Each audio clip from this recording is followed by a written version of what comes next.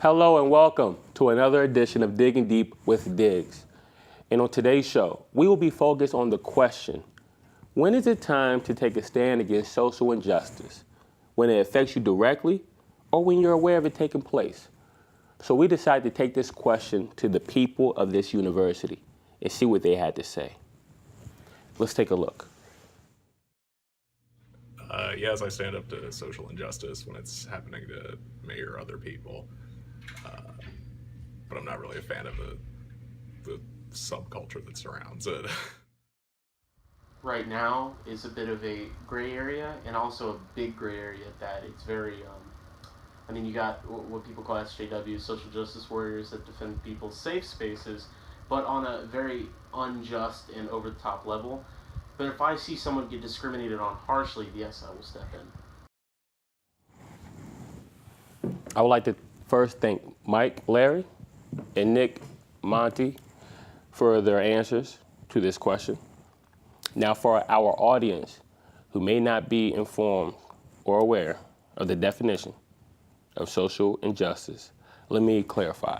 Social injustice is a situation when unfair practices are being carried out in our institutionalized systems of society.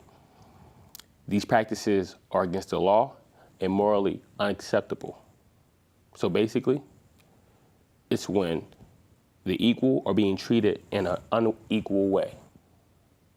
Now, great responses to the question, I must say.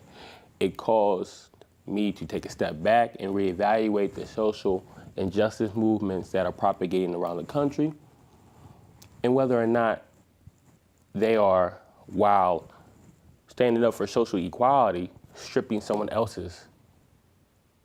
And I do agree. A subculture has developed around these movements, causing it to be a very gray area and less effective.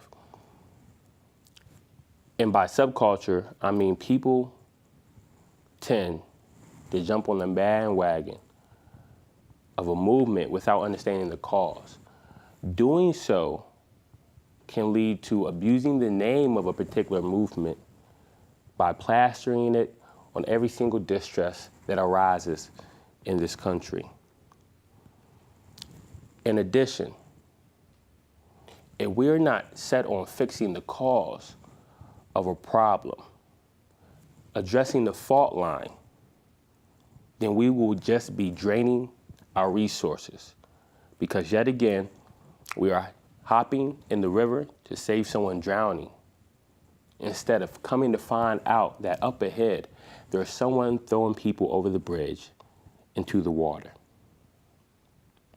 And it's also important that we do not group an individual's position on social injustice with their political partisanship. Because the moment we do that, we further divide ourselves and stray away from a resolution. But with that being said, it's important that we do not place our political views above humanity. So my answer to this question is yes. It is very important that we take a stand against social injustice, whether it affects us directly or not. But more importantly, we must find out the fault line of the problem. And I do feel as though certain social injustices have prerogative over others. Those social injustices that are causing severe harm to a group of people or individual, those are the ones that have my attention first. That goes without saying. We must be unified and strategic in our fight against systematic social injustice. Thank you for joining me. I'll see you next week. This is Deshaun Long reporting for Digging Deep with Diggz. It's been real.